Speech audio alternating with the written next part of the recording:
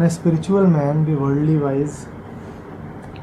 How does a spiritual man differ from worldly wisdom? How is a spiritual man same as a worldly wise person?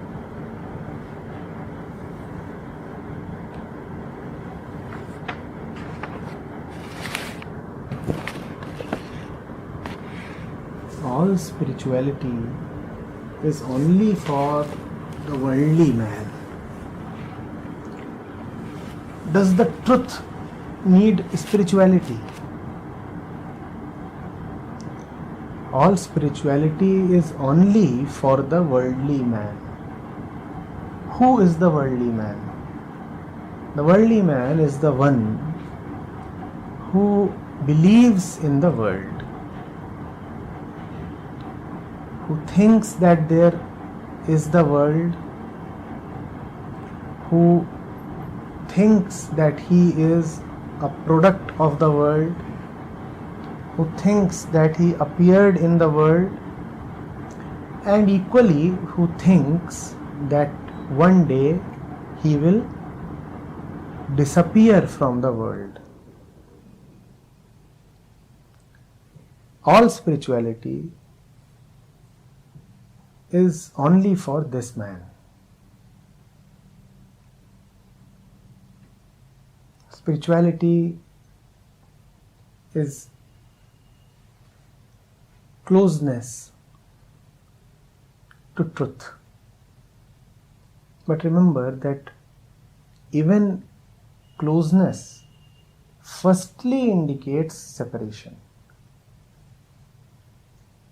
All closeness is just relative.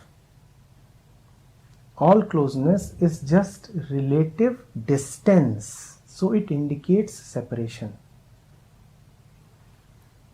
You can be very far or you can be a little far.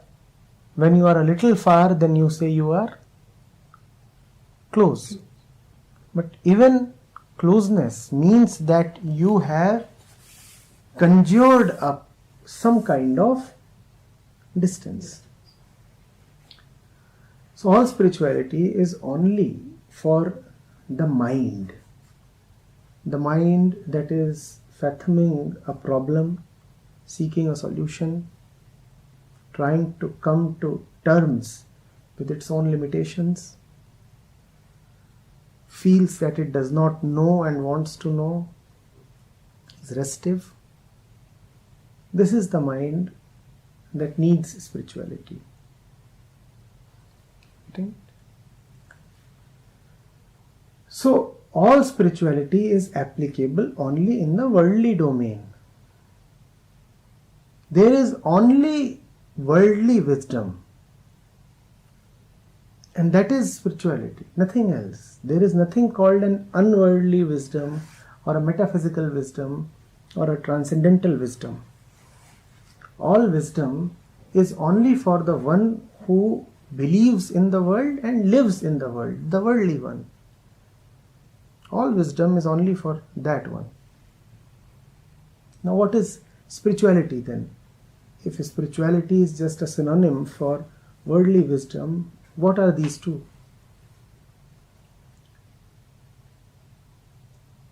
How does one live in the world? What is one's maximum potential? What is the maximum intelligence with which one may live? Is it one's fate to suffer? Is it one's fate to be duped? Does one live as a master of the world or as a victim of the world? How does one live in the world? Does one live as someone who has been enslaved by the world or as someone who understands the world? Does one live mired in hopes and expectations, feeling that something important is about to come, Does one keep slipping again and again? Does one suffer out of his misplaced beliefs and ideals? That is one way of living. And there is another way of living. That another way of living is nothing supernatural. There is nothing magical about it. It is just your basic natural potentiality. This is how, if I may use the phrase, this is how you ought to have lived. Nothing special about it. This is just what must be normal. And if it is not happening, then that not happening is abnormal. Worldly wisdom is nothing special. Worldly wisdom is one's nature. In fact, not to be worldly wise, to live the world as a stupid one, that is quite unnatural and abnormal. Worldly wisdom only means that if you have the senses, if you have the mind, then let them operate with their maximum cleanliness, maximum power and potential. And remember, by using the word maximum, I may give an impression as if there are possibilities besides the maximum, as if one has to reach the maximum, as if it is an option to not to operate at the maximum.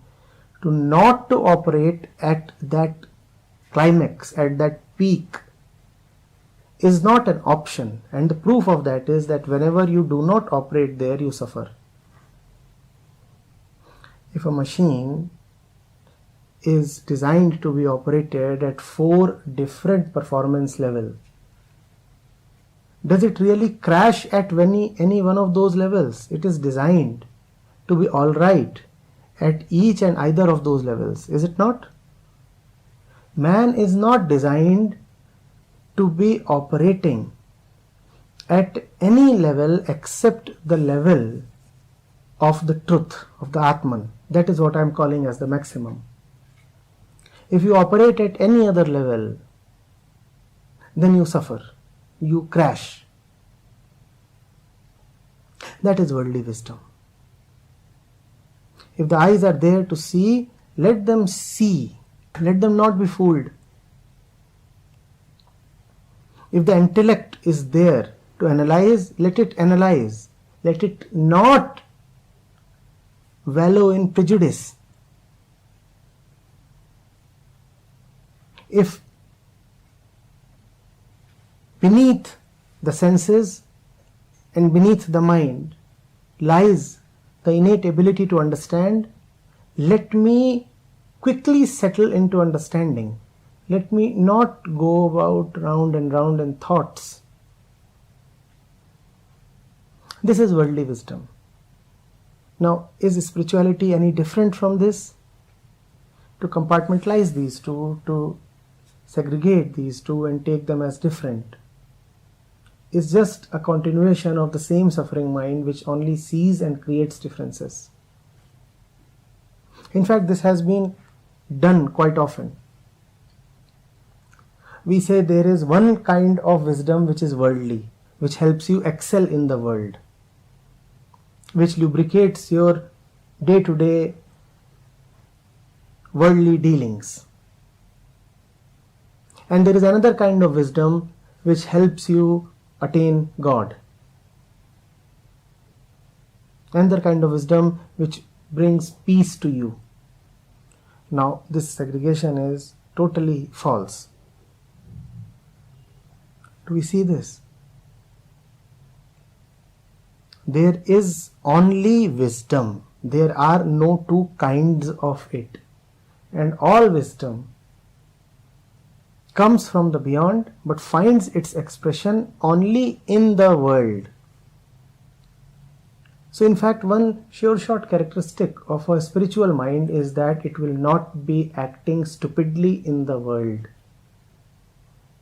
And one clear characteristic of a mind that is neither wise nor spiritual is that it will be suffering a lot in the world.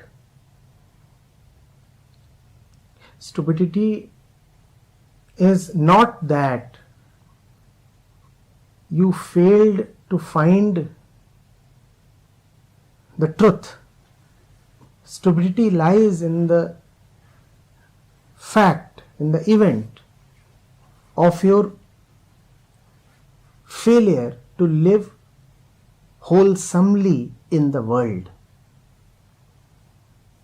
In fact, you will never find the truth.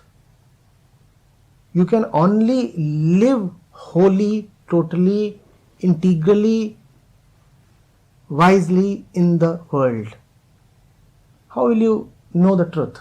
The truth neither has a face, nor a name. It does not have an address. You cannot put it in your pocket. The action of truth is that you live like a hero, like a master in this world. That is the only way your proximity to truth, your oneness with the truth is ascertained. One may say that he is deeply spiritual, but look at his life. He is stumbling, fumbling, groping, grasping.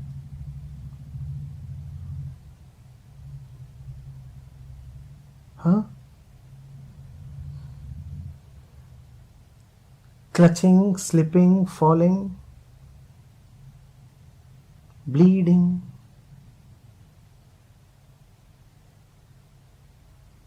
What spirituality is he talking of? Is spirituality a fairy tale to console you? Is it another escape so that you may hide your rotten life behind it?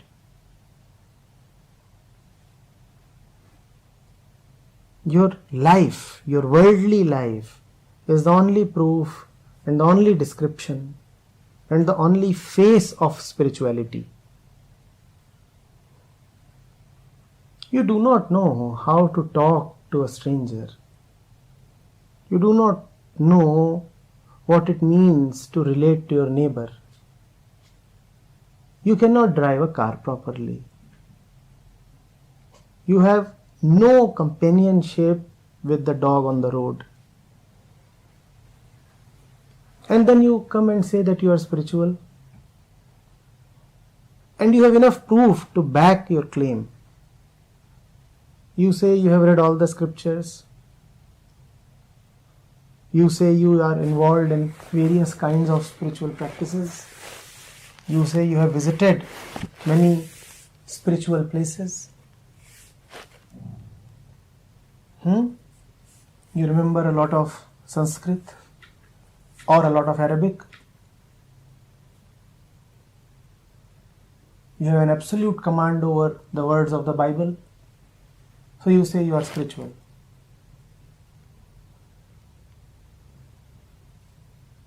And you do not know that your family is falling to pieces. You do not know that your wife is suicidal because of you. You do not know how much destruction you bring about in your daily life. How will it help to keep reciting Sanskrit or Arabic?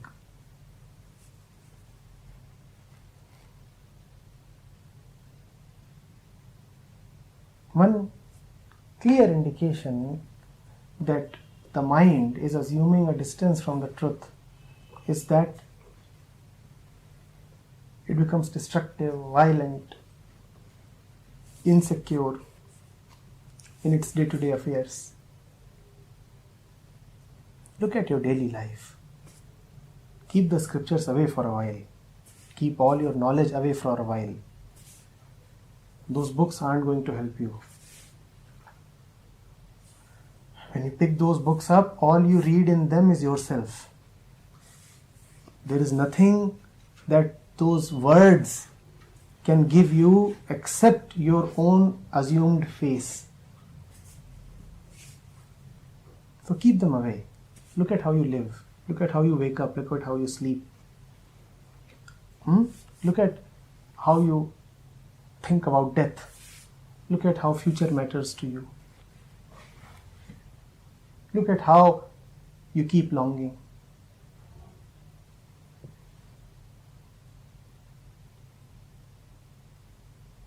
Yeah? How will it matter? You go frequently to the temple or to pilgrimages, or 5 times namaz a day, and then you get up from namaz and you go and act in the most violent and stupid of ways. What do you think?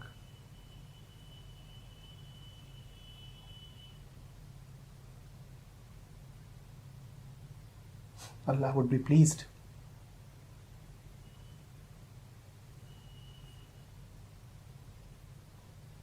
And you have traveled up the hills and you have found a great shivling there. And in traveling up the hill, you have been destroying the whole ecosystem of the hill. You do not know how many plants and trees you have slaughtered. And by building that road up to the top of the hill, you do not know what you are doing to the glacier.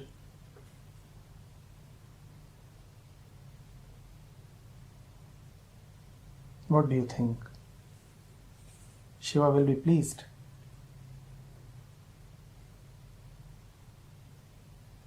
It is in your worldly ways that the truth manifests itself. And if your worldly ways are in disharmony, then you may continue doing what you are doing.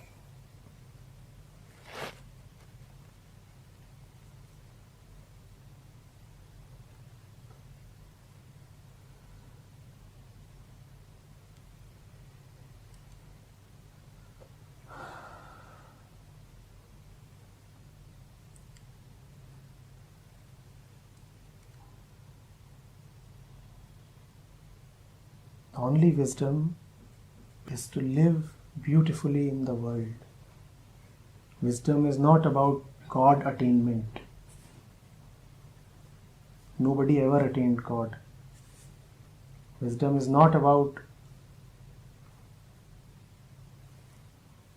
finding some paranormal freedom.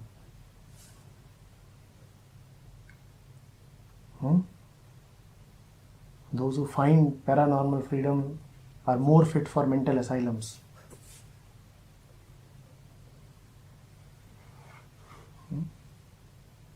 Yes, they are often found in sacred places as priests, but they actually belong to the asylums.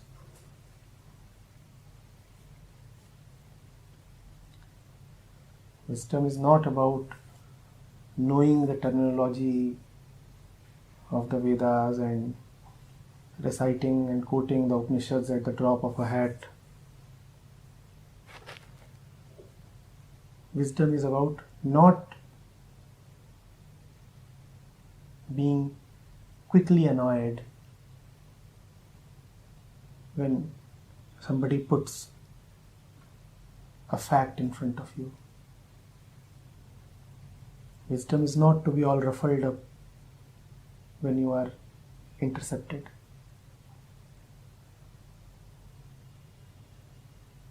In your anger, you can quote a lot of Upanishad. How will that help?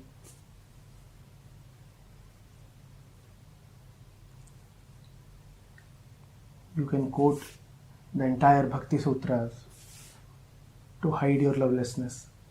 How will that help? Your heart is aching, mind is burning. And you may keep saying that I do not want any man or woman in my life because that is just little prem. I am a seeker of Param Prem. But your mind very well knows what is going on. You are continuously thinking of a woman. Wisdom lies in not lying to yourself.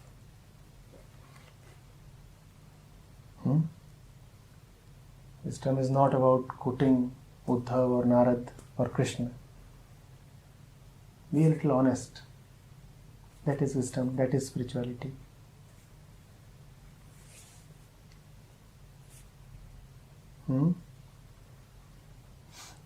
Wisdom does not lie in quoting Krishna. Wisdom lies in seeing Krishna right in front of you and right in the middle of your heart. Quoting Krishna is very easy. Finding Krishna here, there, everywhere, and especially here, that is wisdom.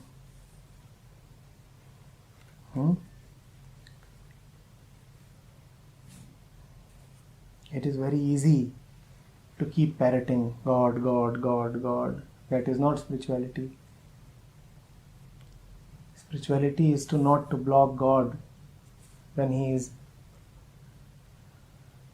wanting to come to you, when He is talking to you, when He wants to touch you.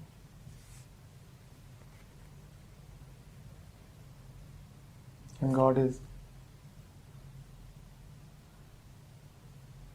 coming forward to touch you, and you're parroting God, God, God, and you snub His hand away. I am so spiritual. I am in my japa. Here is my mala. Do not disturb me. You beat God up. I was trying to remember God and this fellow was disturbing. Hand him over to the police. He's just a nuisance. These are the ways of the so-called spiritual ones. Forget God, forget spirituality, forget wisdom. Just look at the world. Just look at yourself. Be honest. Don't deceive yourself. You have nothing to attain from that.